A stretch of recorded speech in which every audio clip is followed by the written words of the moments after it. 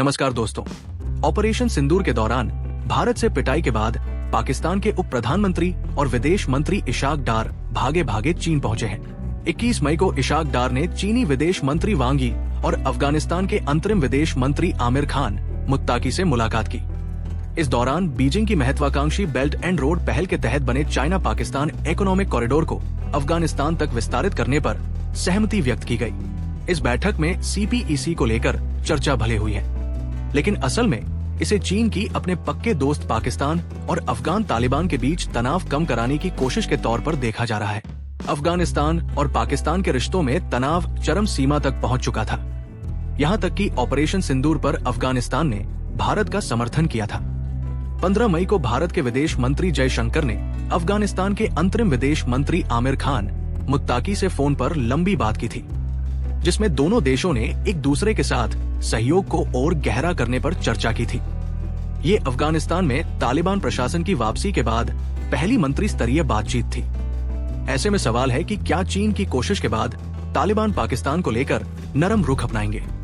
United states institute of peace ने 2019 में चेतावनी दी थी कि चीन पाकिस्तान आर्थिक गलियारा CPEC दक्षिण एशिया में चीन की रणनीतिक उपस्थिति को बढ़ाता है, विशेष रूप से बलूचिस्तान स्थित ग्वादर बंदरगाह के माध्यम से, जो व्यापार और सैन्य दोनों उद्देश्यों के लिए उपयोग किया जा सकता है। अफगानिस्तान तक CPEC का विस्तार चीन के उस लक्ष्य के अनुरूप है, जिसमें वो 2021 में अफगानिस्तान से अमेरिका की वापसी के बाद उत्पन्न खाली जगह को भरना चाहता है। ये विस्तार मध्य एशिया और इंडो पैसिफिक क्षेत्र में अमेरिकी प्रभाव को सीधी चुनौती है।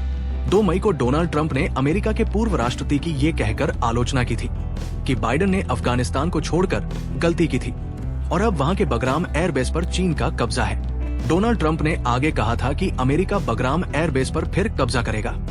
डोनाल्ड ट्रंप ने कहा था कि बगराम एयरबेस से चीन के परमाणु हथियारों का जखीरा पास है, इसलिए ये एयरबेस अमेरिका कभी भी नहीं छोड़ेगा। जाहिर है, जब चीन अफगानिस्तान में कदम जमाएगा तो अमेरिका का एतराज स्वाभाविक है। अब इस समझौते पर अमेरिका की क्या प्रतिक्रिया आती है, भारत की नजर उस पर भी बनी रहेगी। ये डील भारत के लिए तो चिंता का विषय है ही, क्योंकि CPEC पाकिस्तान अधिकृत कश्मीर से होकर गुजरता है, जिसे भारत अपना अभिन्न हिस्सा मानता है। अफगानिस्तान की भागीदारी से भारत की क्षेत्रीय रणनीति और सुरक्षा पर असर पड़ सकता है और इसके साथ साथ ईरान में भारत द्वारा विकसित चाबहार पोर्ट पर भी इसका सीधा असर पड़ेगा। चाबहार पोर्ट भारत से ईरान, अफगानिस्तान और मध्य एशिया का रास्ता खोलता है। इस डील से चीन ने अमेरिका और भारत दोनों के लिए नई चुनौती पैदा कर दी है। डोनाल्ड ट्रंप जब से अमेरिका के राष्ट्रपति बने हैं, उन्होंने रणनीतिक साझेदारी से ज्यादा व्यापार को महत्व दिया है। इस डील के बाद अमेरिका मध्य एशिया में चीन के साथ कैसे तोलमोल करता है और अफगानिस्तान को लेकर भारत कैसे आगे बढ़ता है, ये देखने वाली बात होगी।